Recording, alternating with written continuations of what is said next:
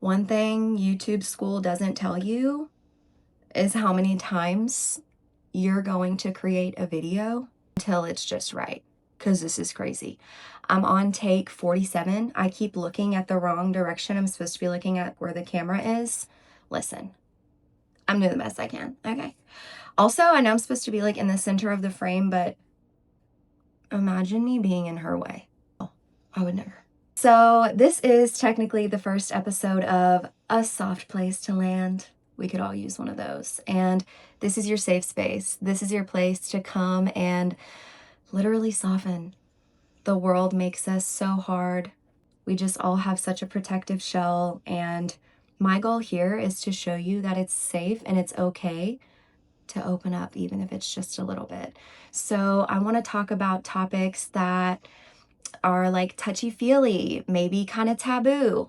I'm sure at some point I will talk about the aliens because that's my jam. But nonetheless, it's more so intersected with psychology, intersected with some science, some research. I'm super nerdy when it comes to all things self-development, healing. By no means do I have all the answers. I am not a licensed professional. I'm just really passionate about this, and I'm here to share what I've learned in hopes that it could help at least even just one other person. Oh my God, I thought I wasn't recording. We're good. So what I want to talk about today is silence.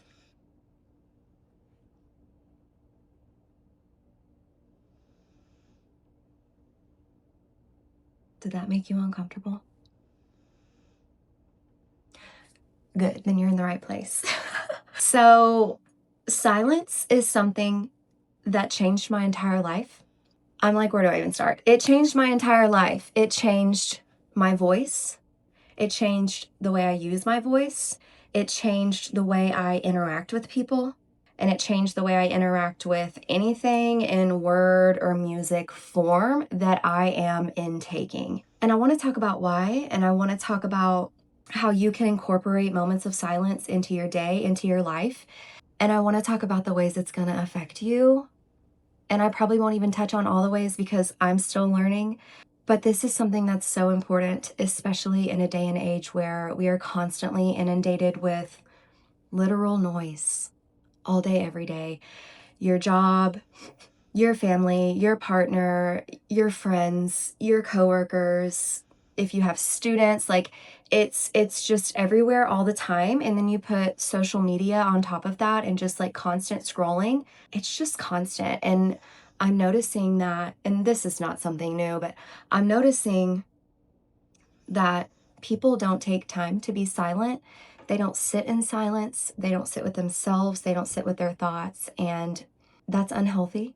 It's unhealthy to never pay attention to the voice that's inside of you because, and maybe I'll talk about this in the future, but a concept that a lot of people don't understand or realize until they're older is that your person, yourself, your soul, you are not your thoughts. See, I keep looking in the wrong way. You're the person observing your thoughts. So you can choose, like, actually, I don't want to think about that, or actually, that's not how I feel. That's just mindless chatter going on in my brain, or a lot of people will refer to it as your monkey brain. From an evolutionary perspective, there's just always noise. And when I say noise, I don't necessarily mean that it's negative. I just mean that there's constantly something kind of being vibrated your way, being thrown your way. And I want to talk about, or just like go into depth about the importance of pausing and just being with yourself sometimes. Oh my gosh, I can pause. Yeah. Let me pause. Had to get my water. It's gonna get a bit intense, I'm thinking. I should say. So I first encountered real silence for the first time when I was 28 in Bali, Indonesia at a yoga teacher training. There is something in the yoga realm called a Vipassana, and it's where you take time for dedicated silence. There are different levels to it. Some people will do like a day of no talking or a day of no texting, you know, whatever like they're feeling. The other end of that is like total and complete isolation for X period of time where You're not even making eye contact with people. You're not reading, you're not writing letters, you're not obviously texting, you're not talking on the phone. I mean, nothing. And that kind of sounds over the top, and I feel like you're probably thinking, or likely thinking, that actually sounds horrible. I would never do that. Valid, super valid. However, I want to tell you about my experience and how, like I said, it changed so much about me. So I took my first Vipassana when I was in Bali in 2023. We had these pins that we wore that said "in silence." And so that was to show other people who were there that, hi, I'm not being rude. I'm just conserving my energy today. And essentially that's what it is conserving energy. And oh my gosh, you don't realize how much energy you are exerting by communicating. So to fast forward, I did the Vipassana for 24 hours. So 24 hours, I didn't speak. I wasn't texting. I wasn't on the phone. I was taking notes, obviously, because I was at a teacher training and I had to. But the no talking, that was like more than enough for me to just observe so many things about myself and about the world around me. We are so focused on what we want to say back to someone else when we're talking rather than actually listening to what they're saying. And when you're listening just to listen and not listening to respond, bro, it's crazy. It was definitely difficult. And there were times where I was sitting in a conversation listening and I really felt like I had something good to add, but I was honoring, the Vipassana and this yogic ancient tradition. And so I was like, nope, I'm staying silent. Like I'm really doing this because I really want to know what this is like and how this is going to affect me in the long run. So let me stop right here, actually. In conversations, dude, watching people interact. So like you're still sitting around and listening to what people are saying. You're just not contributing to it. Yo, it was crazy. You are able to like step aside and like zoom out from something and see how other people are interacting. You can learn so much about people from doing this. It's nuts. And you also learn that like, wow, even though what I have to say could or can be valuable in this moment, I don't necessarily have to add to it.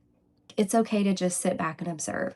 So first, giving yourself permission to be silent and to not participate in any type of communication or conversation, that's a whole thing in itself because you're telling yourself, yes, what I have to say is valuable and meaningful, but it's not always necessary for me to chime in. It's just a good lesson in your thoughts aren't always necessarily needed. Sometimes people just would like for you to listen, and there's nothing wrong with that. So the main reason why I'm sharing this is because I want to talk about the after effects. So I don't want to spend too much time talking about what it was like as much as I want to talk about what it literally did for me. So the next morning when I woke up, I don't know if I have ever felt that energized from rest. I felt so invigorated that I couldn't even put words to it. And I was like, so this just started, this was a catapult like into all of the realizations I had the following day. And I still had like X amount of hours before I could start speaking again. And so I was able to sit in silence with my observations and with my reflections, which was also so helpful. So I noticed, number one, how much energy I felt from not exerting so much the day before. Whether you're talking to people all day, every day, or even just a few conversations a day, or maybe you're just really, really emotionally involved in your text messages, you guys, you are exerting so much energy. It is insane. We just don't even realize it. The second thing I noticed was I don't always have to be heard. That was a really hard pill to swallow for me because I'm very extroverted. I like control the room when I walk in. I love talking to people. I am a people person. I will talk to literally anyone. There's not a shy bone in my body. So for me to step back, that was a role I have truly never experienced before, especially in that capacity. So that was really interesting, just to play a different role in my own life and to show up in a different way in my own life, as opposed to like doing the same thing you're always used to because that's what you're always used to and always doing. So that was also a lesson in what it's like to break a pattern and be uncomfortable and grow in a different way. So another reason that it's cool. So when I started talking, my voice changed. My voice changed. And I didn't even mean for it to. I didn't even know that it would. I just started talking. And first of all, it felt weird. And it kind of almost felt wrong in a way because I was like, oh, I've taken an oath. But I was like, nah, I did my time. I did my thing. Like, I'm allowed to speak now. I almost didn't recognize my own voice when I started talking. It was a lot deeper. And this has since changed because it's just part of my makeup. It was so quiet. And that lasted for months to the point where, like, I would be somewhere ordering food and the waiter or waitress would be like, "What? Can you repeat that?" Buddy, never in my life have I been someone who is not understood the first time. I speak loudly. I've always been like a loud person. I come from a loud family. So for people to be like, "What? Can you repeat that?" That was nuts. So my voice was different. It was deeper, which there's a whole psychology in that. Girls will rise, lift, increase. That's the word.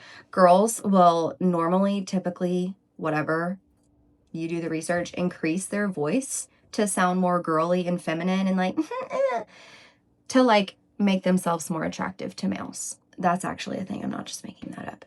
And I realized, yo, I have been talking with such a high-pitched voice my whole life, or at least like from teenage years up until that point. But that's not even how I sound. And I realized, oh, it's because my real voice is like a little deeper than I'm comfortable with. So let me change it in order to be liked. That was kind of hard to wrap my head around as well. So my voice was like deeper, my voice was quieter, and oh my gosh, the best part, I did not speak or add to a conversation unless I truly had something valuable that I wanted to say. So many people, and it's crazy because after you come out of that experience, you just observe and notice so many different things when in conversation or when observing conversation. So many people are like uncomfortable with silence that they will just mindlessly chatter to fill the space. And that was my biggest lesson over the entire Vipassana experience was I don't always have to fill space with words. I don't always have to fill space with noise or sound. It's okay to sit in silence. It's okay to be quiet. It's invigorating, it's rejuvenating, and it's healthy. You're also giving your mind permission to just be. You're not worried about what you're trying to say to somebody else.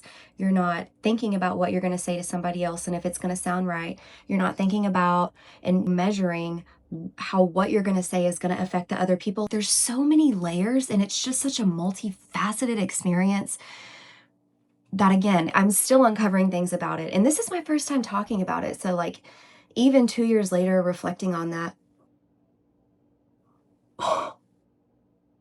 dude, a baby deer just literally just walked past me.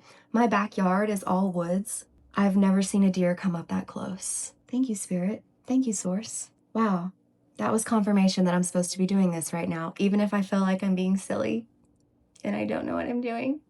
But it's cool. We're learning. We're figuring it out. And you know what? It's not even about me. It's literally not even about me. I have to remind myself of that. I'm just here to be a vessel and to share information in hopes of helping other people. It's not even about me. One day I'll get that down. So with all that being said, here is how that can look in your life.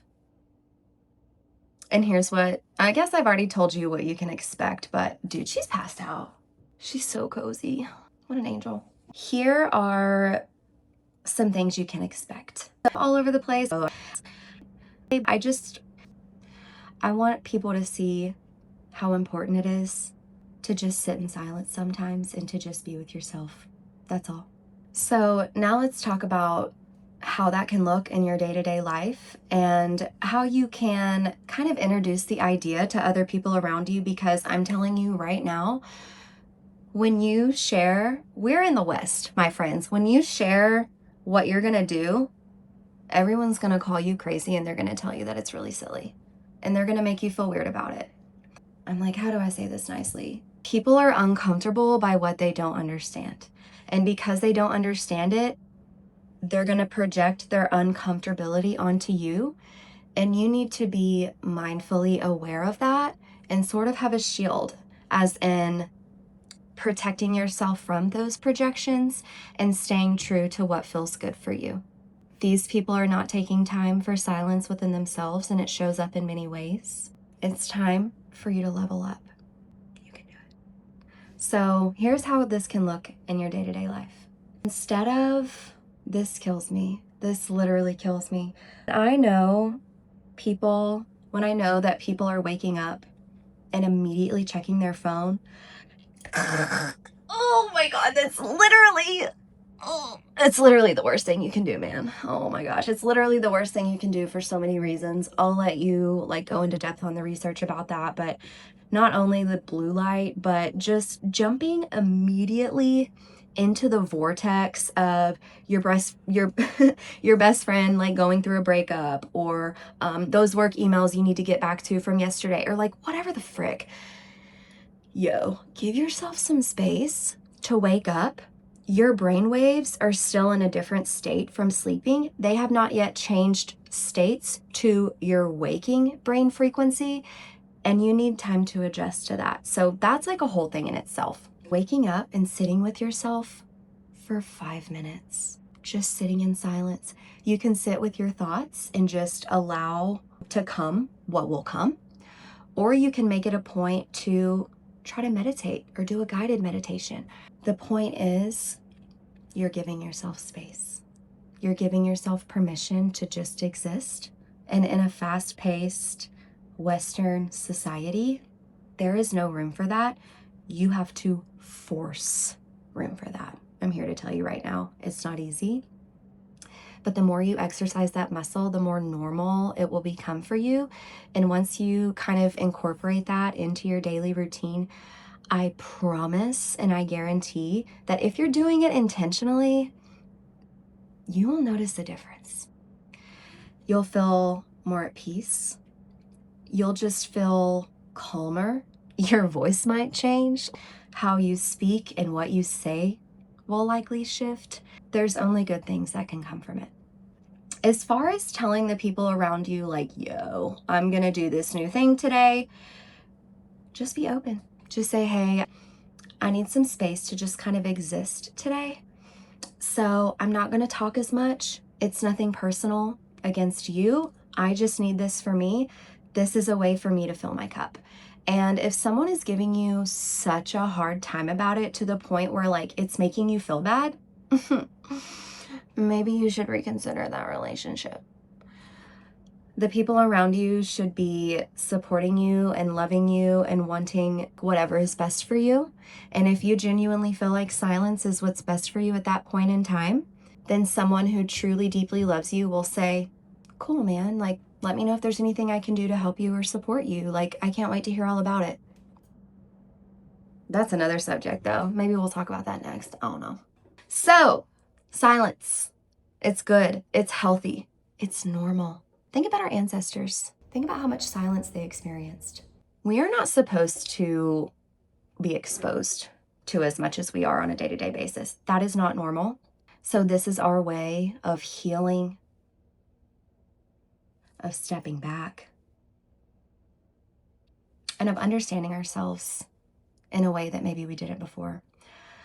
The last thing I want to say is thank you for giving me space to talk about this. If you've watched this entire thing, thank you for sitting all the way through and listening. If you take away anything, I hope that if you take away anything from this or heard anything that I said, that it is you deserve to just be. You deserve to just exist. It's okay to sit in silence. It's okay to sit with your thoughts. I know that that might be really scary. Trust me, I get it. But the only way out is through. And when you sit with those things that are really hard for you to think about and give them space and attention and time, you will feel yourself start to soften. So that was the first episode of A Soft Place to Land. Go me. I messed up a lot. This was so not perfect, But I did the freaking thing, and I'm proud of myself. Hope you join me for the next episode. I don't know when it's gonna be. I don't have a schedule. I don't know what I'm gonna talk about next. But that's my journey. I fly by the seat of my pants. That's my journey. Thank you so much for tuning in. I can't wait to see you next time, and I hope you go forward in your Vipassana journey, in your silence journey, and I hope you come out on the other side feeling lighter.